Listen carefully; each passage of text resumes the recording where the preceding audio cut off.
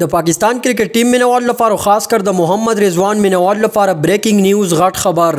بریکینګ نیوز دار محمد رضوان د افغانستان خلاف د دریو ټي 20 میچونو لپاره د دمې کولو انکار کړی دی. د زرای دا ویناره چې محمد رضوان د افغانستان خلاف د دریو ټي 20 میچونو لپاره پریکټیس کوي، تیاری کوي. محمد رضوان ویلي چې زه بالکل ټیک ټاک یم او د افغانستان خلاف د سیریز لپاره تیاری کوم.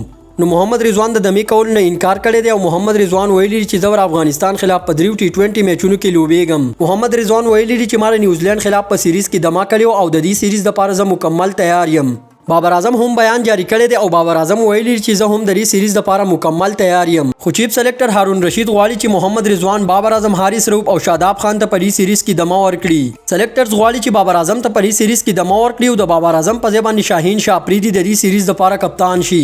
محمد رضوان صفا انکار کړی دی او محمد رضوان ویلي چې زه د دې سیریز لپاره مکمل اویلیبل یم. د محمد رضوان میډیا ټیم دا کنفرم کړی دی چې محمد رضوان د افغانستان خلاف دمه نه کول غواړي او په دې سیریز کې به لوبېږي. اوس پته نه لګي چې پاکستان کرکټ بورډ څه پلان جوړ کړی دی او محمد رضوان او بابر اعظم ته په زور باندې دمه ولې ورکول غواړي، ځکه چې محمد رضوان او بابر اعظم غواړي چې د افغانستان خلاف لوبه وکړي. په 2-3 ورځو کې به دا فیصله هم وشي چې د پاکستان د ټي 20 ټیم کپتان به څوک وي. اوس لا پوره حقیقت مخې ته نه دی راغلی. نو ستاسو څه خیال دی چې محمد رضوان او بابر اعظم ته د دې سیریز لپاره دمه کول پکار دی او کنه؟ خپل نظر زما سره ضروري شیر کړئ. ان شاء الله بل نوې ویډیو کې ملاویږو. د الله پامان.